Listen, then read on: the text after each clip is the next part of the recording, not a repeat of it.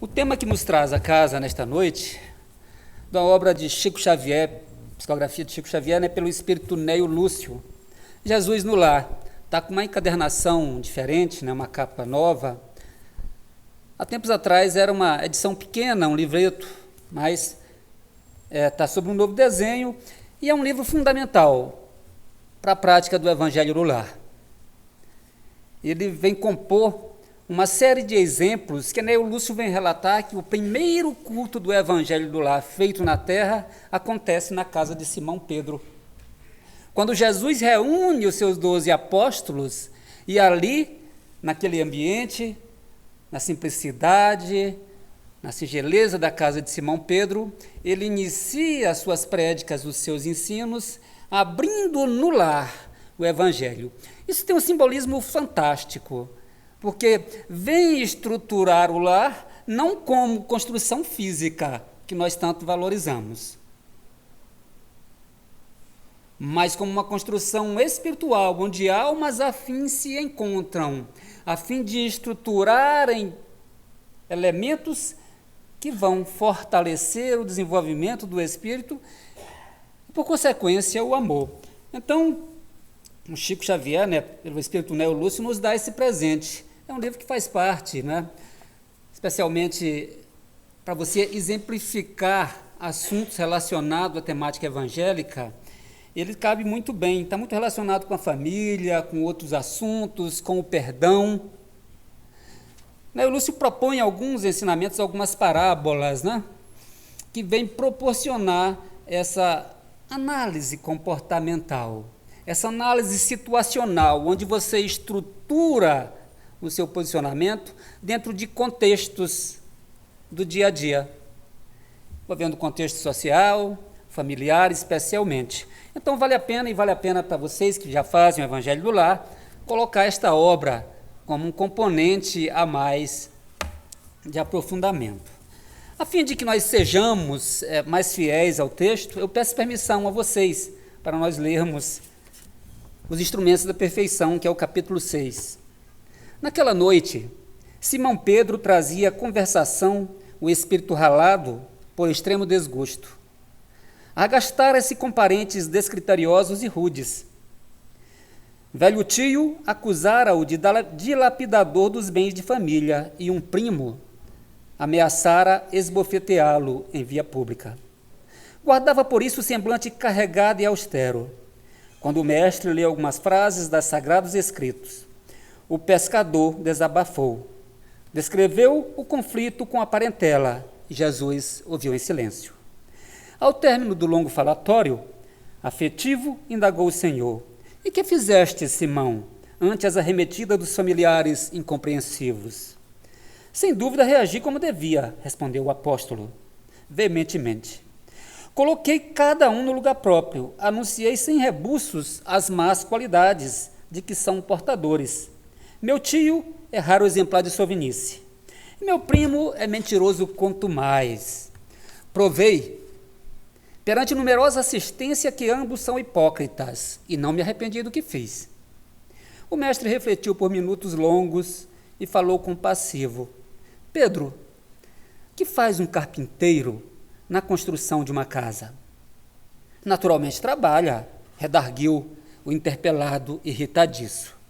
"Com que?" tornou o amigo celeste bem-humorado. "Usando ferramentas", respondeu Pedro. Após a resposta breve de Simão, o Cristo continuou: "As pessoas com as quais nascemos e vivemos na terra são os primeiros e mais importantes instrumentos que recebemos do Pai para a edificação do reino dos céus em nós mesmos.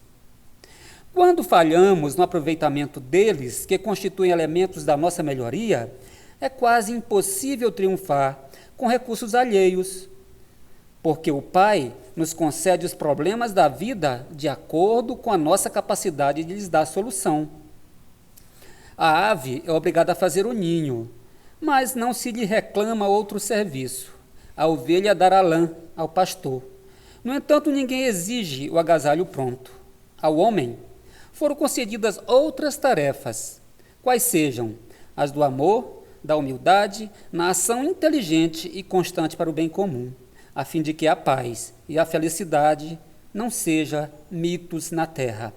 Os parentes próximos, na maioria das vezes, são um martelo ou o serrote que podemos utilizar em benefício da construção do templo vivo e sublime, por intermédio do qual o céu se manifestará em nossa alma, enquanto o marceneiro usa as ferramentas por fora, cabe-nos aproveitar as nossas por dentro.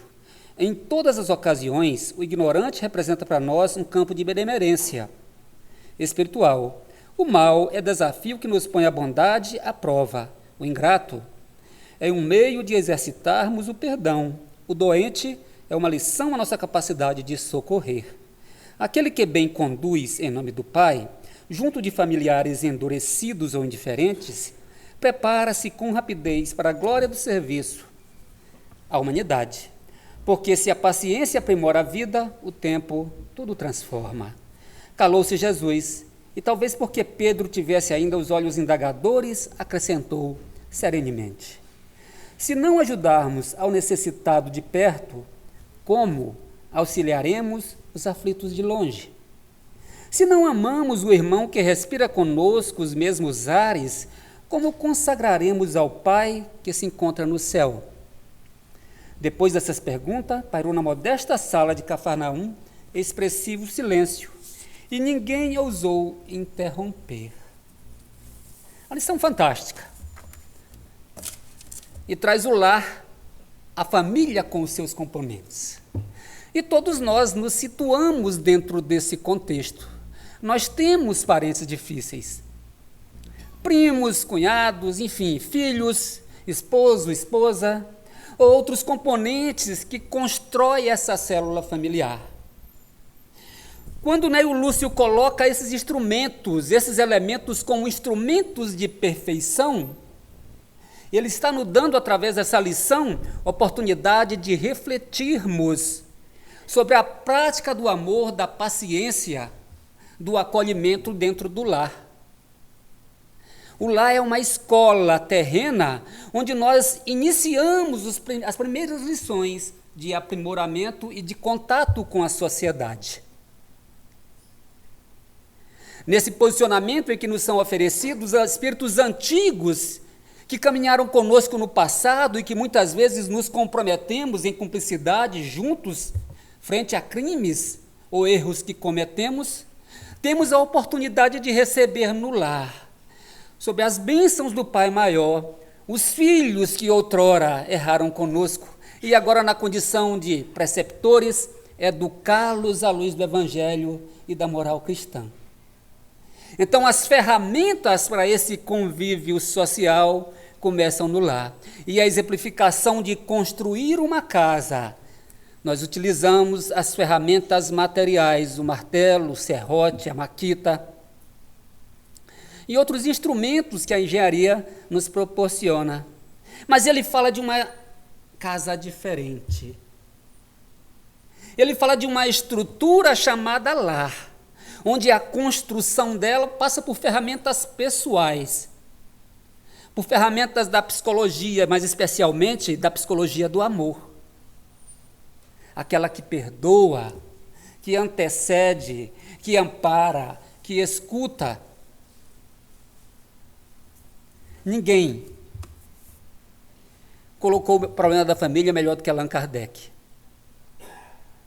Porque ele não se prende aos exemplos simples, mas ele penetra na casa do espírito, a fim de examinar as variantes que essas relações proporcionam. Na questão 775 de O Livro dos Espíritos, o codificador indaga as entidades venerandas. Qual seria para a sociedade o resultado do relaxamento dos laços de família? E os espíritos respondem sem rebuços: uma recrudescência ao egoísmo. Então, essa ideia de isolar-se, de afastar-se, de acreditar que nós realizamos as coisas sozinhos, que não precisamos de ninguém, deixa que eu me viro, eu faço sozinho exatamente para não dever favor a ninguém. É um retorno ao egoísmo. porque é na oportunidade do convívio social, do convívio familiar, que nós descobrimos as nossas dependências, as nossas fraquezas, e que temos a oportunidade de ajudar e sermos ajudados. Kardec coloca um esquema de família sobre um tríplice aspecto.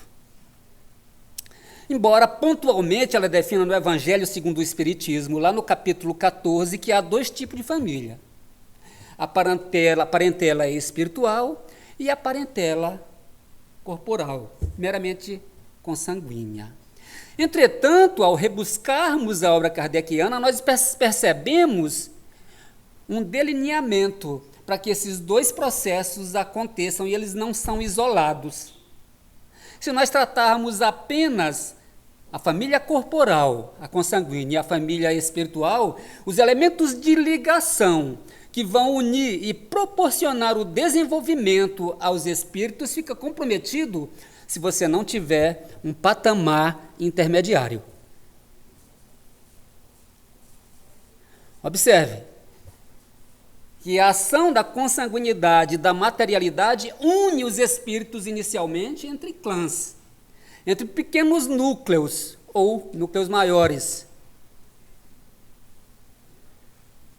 O Pai, na sua sabedoria divina, percebendo que a natureza não dá saltos, coloca elementos em que o espírito, pouco a pouco, alcance os degraus do desenvolvimento. E é necessário que ele conviva ou experiencie outras oportunidades, outras experiências vivenciais.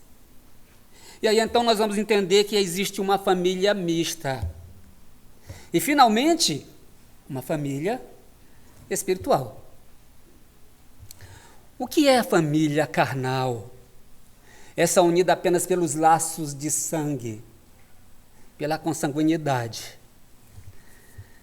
Quando nós estudamos o desenvolvimento antropológico do homem, sobretudo sob uma visão espírita, nós vamos perceber que a família carnal é formada a partir dos clãs primitivos. Observe que nós somos criados simples e ignorantes, e que no estado primitivo, nesse horizonte temporal, quando o homem começa a dar os seus primeiros passos, ele reúne-se em clãs, que são movimentados por interesses, da busca da sobrevivência, da alimentação, da companhia. Esses clãs vão evoluindo em miscigenações raciais, como o desenvolvimento do homem, naturalmente. E, através de inumeráveis e longas civilizações, eles vão se separando e formando outras unidades. E o homem tem um processo de desenvolvimento social, antropológico, psicológico. Entretanto, essas uniões iniciais que são proporcionadas pelo convívio, pelo companheirismo, pelo auxílio, vão proporcionando afinidades e vão construindo laços ao longo das encarnações. Esse processo de aproximação que estrutura a família espiritual, que é a afetividade, ela passa inicialmente a dar os seus primeiros passos, a construir ali os seus primeiros tijolos, estruturando alicerces que formam as paredes do amor. É nesse processo de desenvolvimento, então, que o homem encontra-se sob um novo contexto. E nasce, então, as famílias mistas, onde a afinidade une alguns espíritos, mas estes que já se afinizam recebem, como recebemos até hoje, espíritos que não fazem parte desse núcleo familiar, mas que temos por obrigação, em virtude do nosso desenvolvimento e de um acompanhamento, aprimorar e auxiliar estes irmãos. Raro vocês não veem famílias com dificuldades. Nossa, mas fulano é tão diferente. Não tem nada a ver com a família.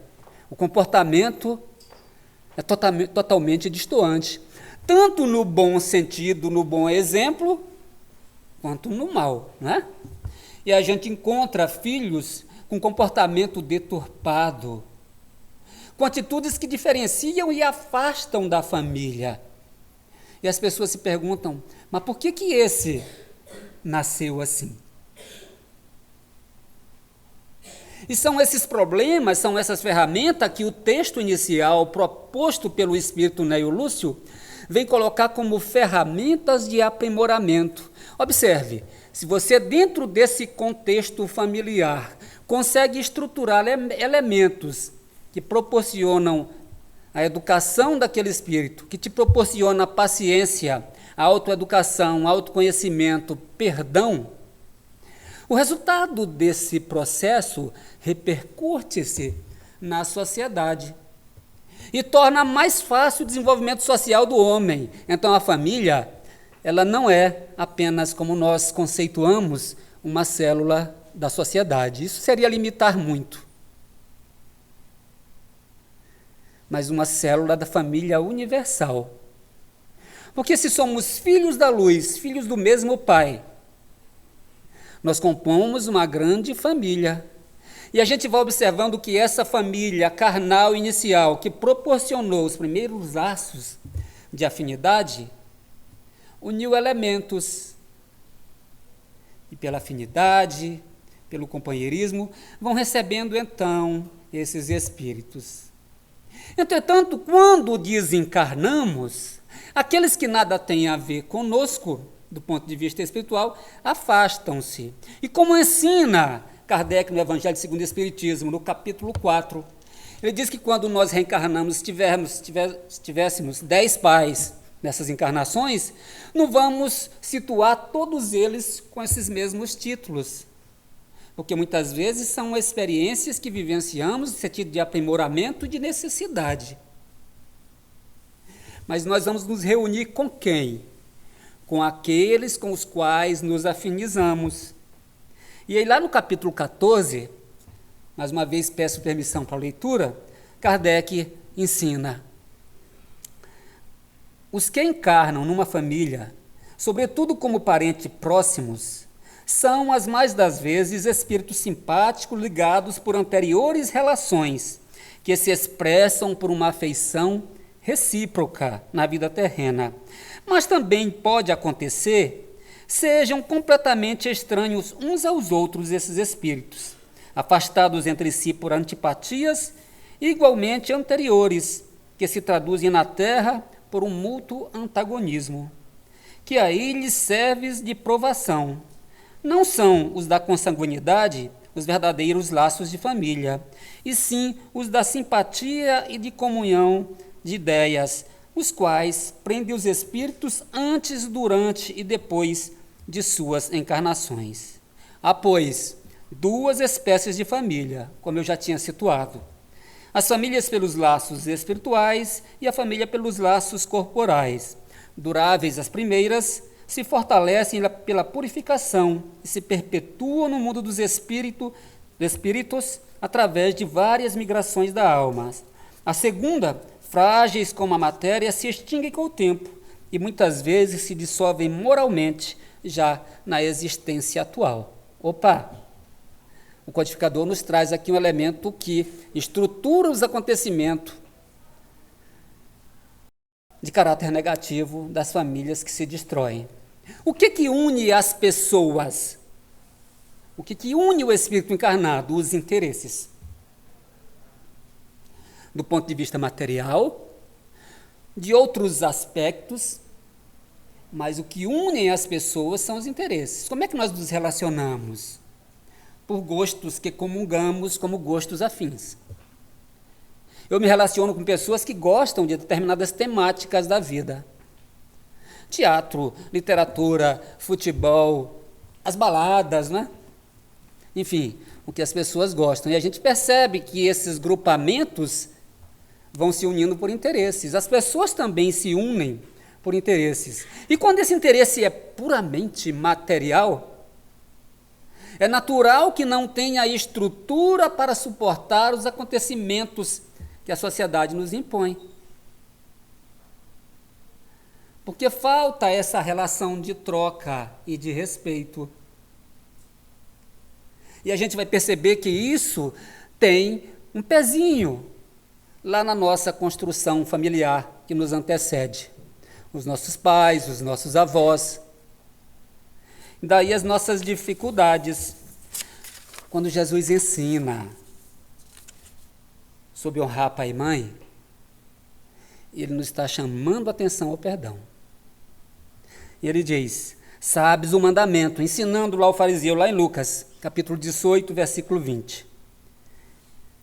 Não matarás, não roubarás, não prestarás falso testemunho, honra teu pai e tua mãe. Ele não diz honra teus pais.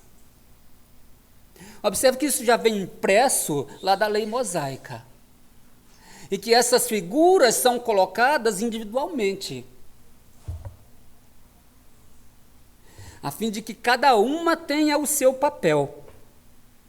Na verdade, nós enxergamos nossos pais sob duas dimensões. Nós estamos estruturando esse bojo de coisas iniciais para que a gente perceba a repercussão que esse comportamento dentro da família tem na sociedade. Então, nós enxergamos os nossos pais sob duas dimensões. Sob a dimensão humana, biológica, e sob a dimensão sacra. Nós sacralizamos os nossos pais, não é? Nós sacralizamos a mãe como uma coisa sagrada, que não comete algumas coisas. Entretanto, ao mesmo tempo que o definimos como humano, que o definimos como sagrado, isso nos remete à condição de deuses. Nós endeusamos os pais. Na dimensão humana, nós carregamos essa cicatriz umbilical, não é verdade? Todo mundo tem. Eu desconheço, enfim, quem tenha nascido na Terra tem essa cicatriz que nós carregamos. Mas do ponto de vista, da ancestralidade, do ponto de vista psicológico, nós carregamos o sobrenome dos nossos pais. Não é verdade? Todos nós temos o sobrenome, ou do pai, ou da mãe, ou de ambos. Às vezes, agora, para um contexto, o homem pode incorporar o sobrenome da mulher, da esposa, enfim, e vice-versa. Sobre esse aspecto humano, nós temos essas características da ancestralidade, do nome, das parecências genéticas, das semelhanças, e outras coisas que herdamos do aspecto educativo, do aspecto moral, daquilo que nós agregamos para estruturar esse ser íntimo. Faz parte da nossa construção individual. O ensinamento lá da família, o ensinamento do primeiro professor, do médico de família, do padre, enfim, do sacerdote que você frequentava, não interessa. Tudo aquilo vem compor, estruturar esse ser. Na dimensão do sagrado, o significado conferido aos nossos pais os remete para a representação de Deus. Talvez por estabelecer essa imagem realizada, nós teremos inevitáveis problemas futuros. Por que isso acontece, gente? Olha só, nós endeusamos os nossos pais. Entretanto, com a convivência, e nós os temos como perfeitos, como heróis, nós passamos a nos decepcionar com alguns comportamentos. Essa decepção, ela provoca culpa, porque ela fica armazenada. Mas também provoca uma raiva íntima, que não é exteriorizada. Existe um sentimento de traição quando nós nos decepcionamos com os nossos pais.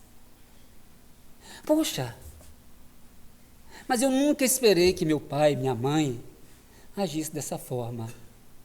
Porque a construção que fizeram, ou que nos ensinaram, ou que fazemos, é de pais perfeitos, e eles não o são. Nós gostamos de endeusá-los, mas quando estamos na condição de pai, nós não gostamos desse endeusamento. Eu tenho filhos, e muitos de vocês, acho que a maioria os tem. Porque nós sabemos das nossas imperfeições, mas os filhos não estão acostumados a lidar com isso. Até porque a nossa construção educacional nos ensina a lidar, ou não nos ensina a lidar com sentimentos. Nós escondemos esses sentimentos e os próprios pais fazem isso.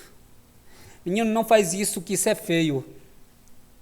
Não se comporte assim ou assado. Onde é que está o erro? Ao invés de educarmos os sentimentos, nós os escondemos. Então, esse sentimento de traição, acompanhado de uma semelhante descoberta, não é? Agrava essa relação. E aí decorre daí mágoas que nós, filhos, nos sentimos enganados. Surge a culpa. Culpa por sentir raiva dos pais. Se eu fui enganado porque alguém tinha um comportamento que eu esperava e não tem mais, e na condição de adulto eu percebo, pelos deslizes do meu pai, pelas incoerências da minha mãe, enfim, eu já tenho essa percepção na condição adulto, eu me sinto decepcionado. E fico com raiva. Mas eu sinto culpa de sentir raiva. E essa coisa funciona no aspecto, né, do subconsciente. Isso fica lá dentro e começa a trazer considerações. Tudo se passa no nível do inconsciente. Até por essa construção que nós temos. E aí o que a gente tem? Que conflitos nós vamos trazer para a sociedade, gente? Observe que às vezes o comportamento do nosso pai, que se manifesta assim, é resultado de um ensinamento dos pais deles, que estão lá nos avós nossos. As esposas depositando nos esposos raivas guardadas dos pais, quando na posição de filhas foram tratadas com agressividade desmedida. Eu estou estruturando essa conversa no outro livro fantástico, de Alberto Almeida, O Perdão como Caminho. Tanto o livro do Neio Lúcio, Jesus no Lar, quanto esse vocês encontram na Livraria da Comunhão. E vale a pena, gente, vale a pena sim. Parceiros conjugais que parecem desforrar nas esposas a indiferença que experimentaram dos seus pais, no abandono a que foram relegados em idade infantil. O que acontece dentro dos lares? O esposo totalmente indiferente à esposa. E ela quer conversar e ele fica andando dentro de casa. E as maiores queixas que nós ouvimos, quando fazíamos atendimento fraterno, meu marido, minha esposa não me ouve. Às vezes eu estou falando e ele está andando, não me dá atenção, me trata com indiferença. Qual é o resultado disso? Os dois se tratam por indiferença, não é? O que é indiferença? É o excesso de tolerância. A tolerância ela tem essa polaridade passiva, né? O excesso de tolerância provoca a indiferença. E a ausência de tolerância provoca reações grosseiras, não é isso? Antipáticas. Provoca a intolerância. Parceiros conjugais que parecem desforrar nas esposas a indiferença que experimentaram dos seus pais no abandono em que foram relegados em idade infantil. E aí a separação, o abandono dentro de casa, né? Porque às vezes os pais não dão atenção aos filhos e os abandonam dentro do próprio lar. E às vezes a gente até confunde alguns elementos da nossa convivência familiar. É diferente de almoçar juntos e almoçar na mesma casa.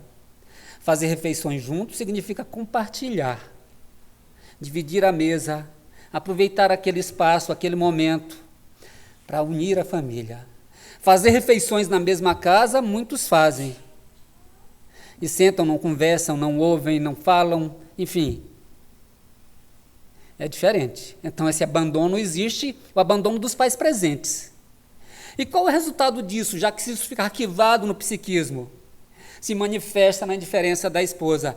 O que chama a atenção o espírito Neio Lúcio? As ferramentas para a construção de um lar. São comportamentos diferentes, que nós inicialmente julgamos e não entendemos. E que reagimos, porque nós somos reativos a essas posturas. Mães que maltratam inconscientemente seus filhos, sem se darem conta de que apenas transbordam dores acumuladas na mortificação de que foram vítimas na infância. Às vezes a mãe passou por um sofrimento, carrega essas dores no seu psiquismo e reage dessa forma. E a gente coloca uma porção de adjetivos negativos, né? Adjetivos, entre aspas, que vêm desqualificar aquele comportamento sem buscar a raiz do problema. Para toda causa há um efeito. Mulheres que seduzem para depois descartarem seus pares, sem se aperceberem de que se vingam dos pais que traíram e abandonaram suas mães. Quantos comportamentos promíscuos, do ponto de vista sexual, até do ponto de vista moral, e não acontece apenas com a mulher não, gente. Com o homem também, a promiscuidade, o desrespeito a si próprio. Pais que traíram, filhos que acolheram essa percepção. O que é que eu falei? Nós construímos esses seres perfeitos, mas nós nos decepcionamos.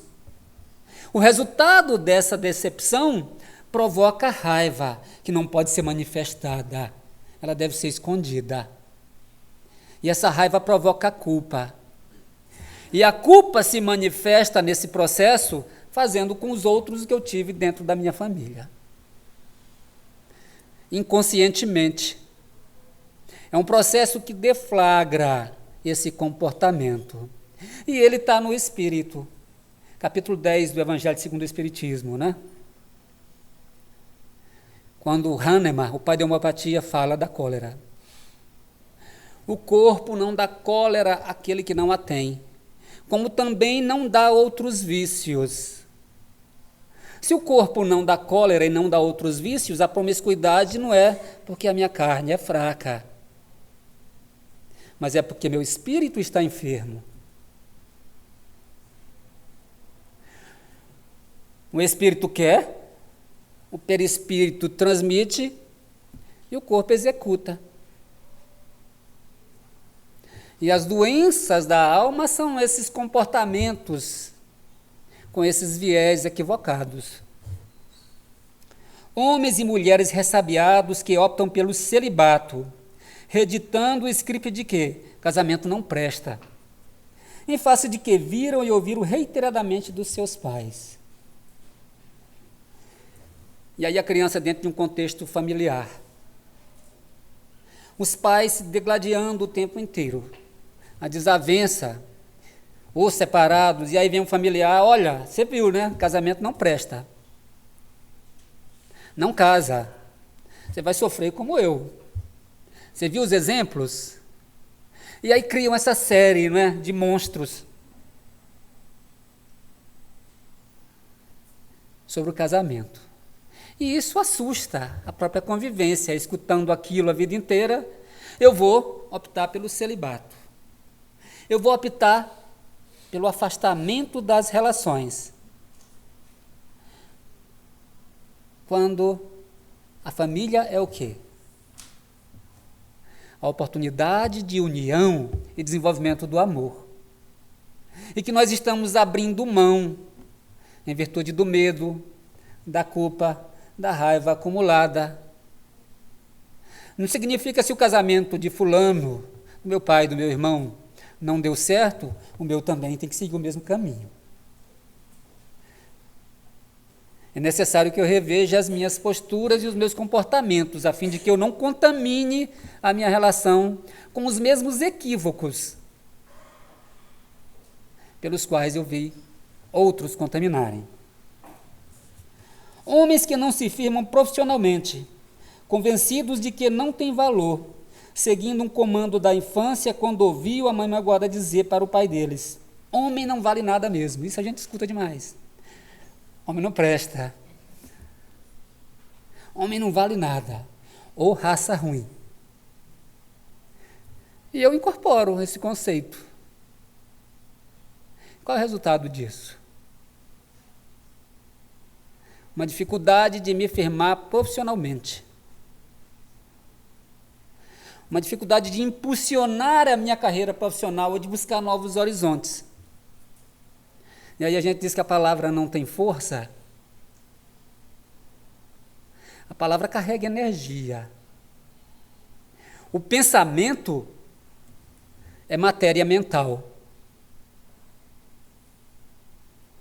O nosso pensamento funciona da seguinte forma: o nosso corpo mental, que é o corpo que preside a criação do perispírito, que é o centro da mente, o espírito pensa. Essa energia, ela viaja por todo o cosmo íntimo, por todas as células, hemácias, enfim, por todos os órgãos. Pensamento. E depois de viajar pelo nosso corpo, essa energia, ela retorna para a mente, que recebe o feedback dessa viagem. Recebido esse feedback, esse pensamento é exteriorizado na nossa psicosfera pessoal, no nosso ambiente. E o resultado dessa exteriorização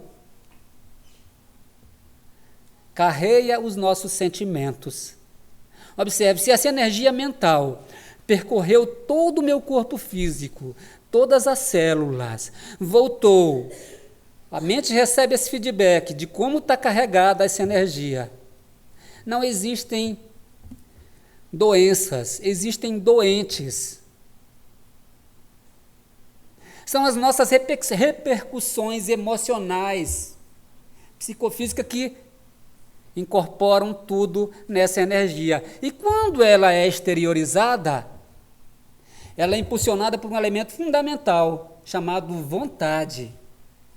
Então, pensamento e vontade são os dois elementos fundamentais do processo de comunicação. E quando nós exteriorizamos essa amargura através das palavras, Jesus já nos chamava atenção lá atrás.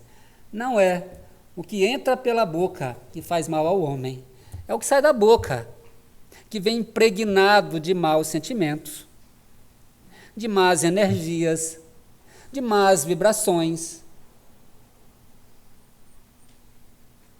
E se eu tenho uma recepção a isso, vontade de apelo, vontade de aceitação, eu acolho essa informação e me impregno com essa energia. E aí, vai caindo, né, as minhas perspectivas. Eu não tenho força mental para reagir. Por isso que o Espiritismo tem esse papel fundamental de promover o autoconhecimento, não apenas por esse processo reflexivo que nós fazemos, mas também pelo auxílio que a espiritualidade faz no passe, na cura, na desobsessão, na reflexão que a leitura proporciona. Pais e mães abandonando ou superprotegendo os filhos que repetem o padrão com que foram criados por seus pais. Superproteção é uma coisa que a gente vê muito, né? Os outros precisam andar, gente. Os nossos filhos precisam caminhar com as suas próprias pernas. São pessoas, são espíritos que têm um projeto de vida. E nós não podemos interferir e inferir que eles tenham as mesmas respostas, ou o mesmo tempo de resposta para as atitudes que nós temos. Eles pensam diferentes. Nós podemos educá-los, ensiná-los, mas querer que eles sejam como nós é impossível. E isso frustra, né? Mulheres e homens com baixa autoestima, devido à culpa que carregam por se acharem defeituosos de tanto terem sido desqualificados por seus pais quando eram crianças. E a gente escuta muito, na ignorância do pai ou da mãe: menino, você é burro. Um crime você fazer isso com uma criança. Uma desqualificação pejorativa que destrói a autoestima, que traz essa série, não é, de acontecimentos que vão repercutir na idade adulta. O que ensina o espírito Neio Lúcio quando Jesus perguntou: Pedro, que faz um carpinteiro na construção de uma casa? Naturalmente trabalha, redarguiu o interpelado irritadiço. Com o quê? Perguntou o amigo Celeste, bem-humorado. Usando ferramentas. Se nós construímos a nossa casa física usando ferramentas, aonde estão as ferramentas da nossa casa espiritual? Como é que se estrutura esse processo construtivo?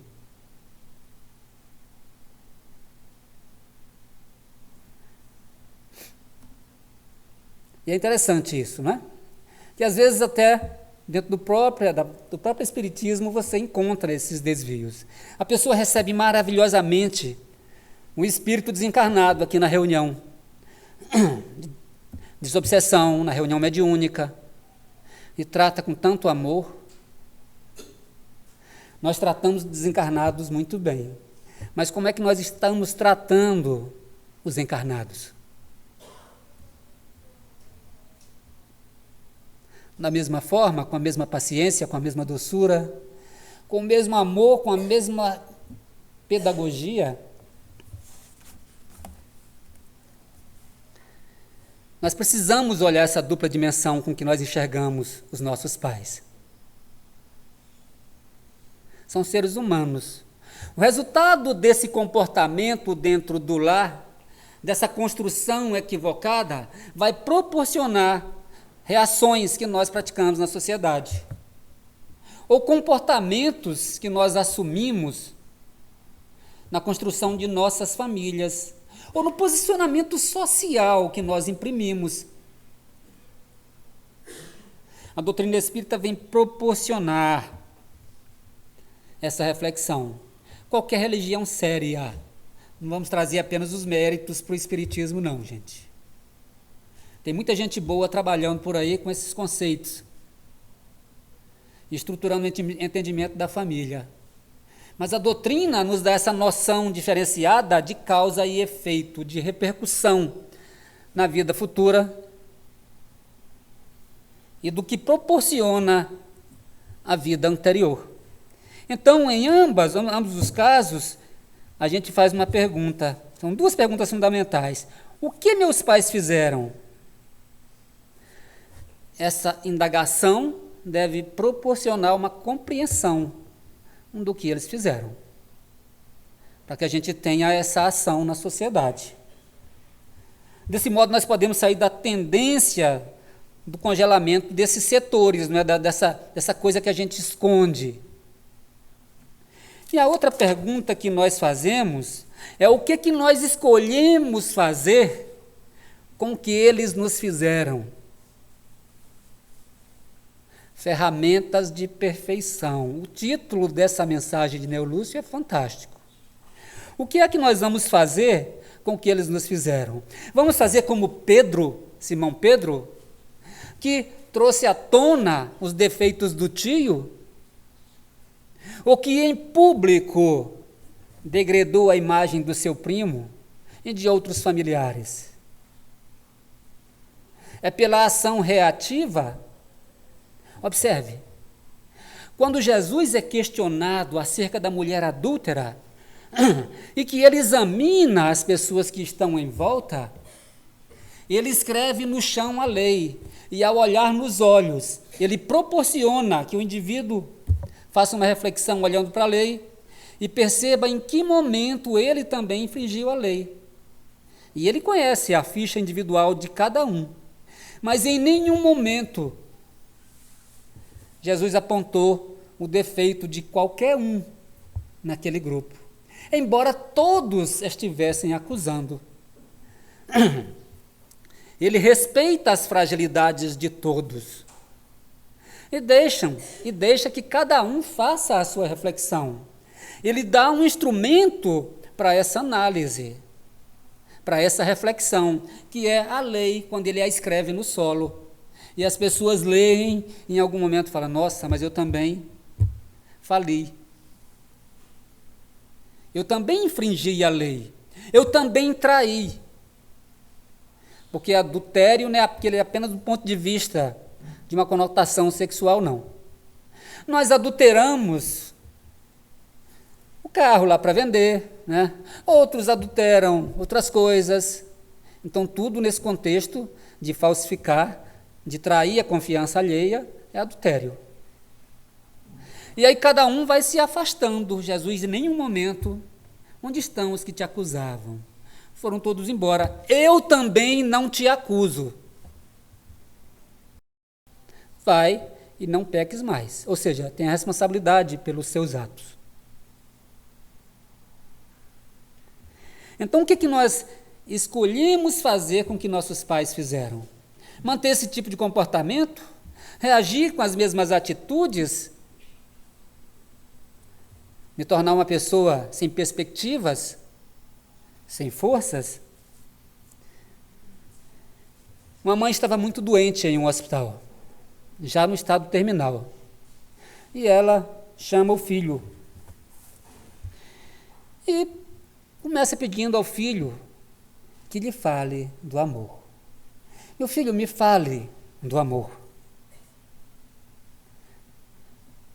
E ele estranha aquele desejo, né? E ela começa a lhe fazer uma série de confidências de como seu pai se comportara durante a vida do casal. Ele fica perplexo, porque ele não sabia que o pai tinha tido aquele comportamento. Mas ele fala, enquanto ele começa a falar do amor, ela desencarna. E ele sai do hospital revoltado. Mas como meu pai fez isso com a minha mãe?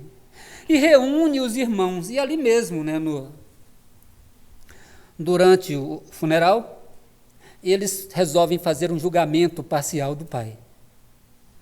Vários filhos colocam o pai em julgamento com as suas culpas e aqui todo o mal que ele tinha feito à mãe. E ele não resta alternativa a não ser ele sair de casa. E esse pai desaparece. Mas o que eu disse lá? Nós sentimos raiva nos erros dos nossos pais. Mas sentimos culpa de termos raiva dos nossos pais. Porque nós o enxergamos em duas dimensões. Na dimensão humana e na dimensão sagrada. E sentir raiva do sagrado nos enche de culpa. E ele então passa a carregar essa culpa do pai ter saído de casa e ele não saber o paradeiro. E sofre, se atormenta com esse remorso. O pai, nunca mais eles têm notícia. Passado vários anos, uma irmã recebe um telefonema e vai visitar o pai em outra cidade, numa enfermaria de indigentes. E ali, no momento em que ela chega, e até pensa em expor a culpa da família, ele desencarna. E ela, com a clara sensação de que o pai apenas queria vê-la antes de morrer, retorna aos irmãos. Ele relata toda a culpa, e aquele jovem, aquele rapaz que já sentia essa culpa de ter proporcionado essa execração do pai, torna-se ainda um sofredor maior.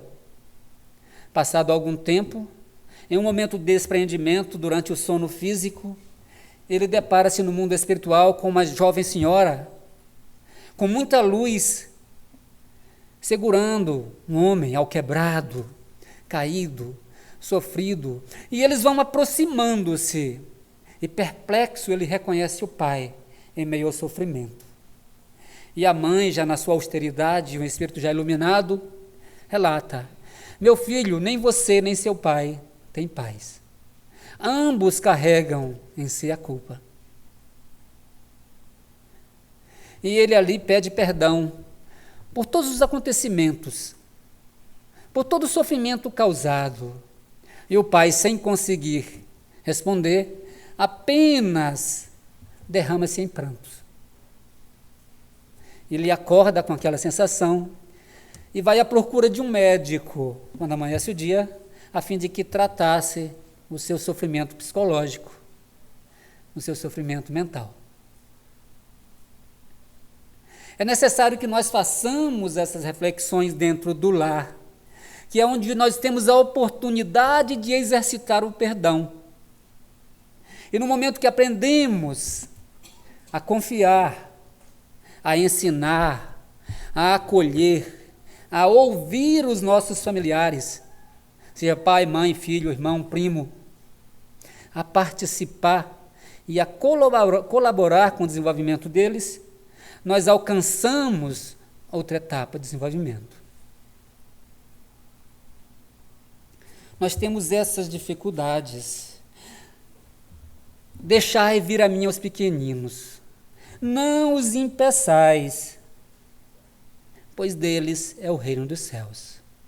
E nós nos deparamos com essa situação, onde agora, na condição de pais, nós encontramos os filhos, com as suas dificuldades, com os seus sofrimentos. Os nossos filhos não são espíritos superiores, não, gente. A maioria deles, com algumas exceções, são espíritos medianos como nós. E muitas vezes renegam os nossos ensinamentos. Não aceitam a escola, envergonham a família, não nos correspondem às nossas trocas afetivas. O que acontece? Nos momentos que nós, antes do nosso reencarne, nós nos comprometemos com a espiritualidade. Nós voltamos e nós recebemos esses espíritos que fazem parte do nosso passado na condição de filhos. Nós recebemos também aqueles que fazem parte da nossa família espiritual, aqueles que nós temos grande afinidade. E às vezes nós temos a sorte de ter uma família puramente espiritual, onde tudo é harmonia. Mas isso não é regra, isso é exceção. E a gente tem aqueles irmãozinhos mais complicados, que nós temos o dever de educar. Negligenciam o patrimônio educativo, enfim, nos envergonham a família com comportamentos, usurpam e dilapidam o patrimônio da família, vendem, roubam, destroem. E nós vemos várias famílias assim, o sofrimento com os filhos, problemas. Jesus, percebendo essa dificuldade dos filhos do Pai, no momento da crucificação, ele releva tudo isso, dizendo: Pai, perdoa-lhes, porque eles não sabem o que fazem.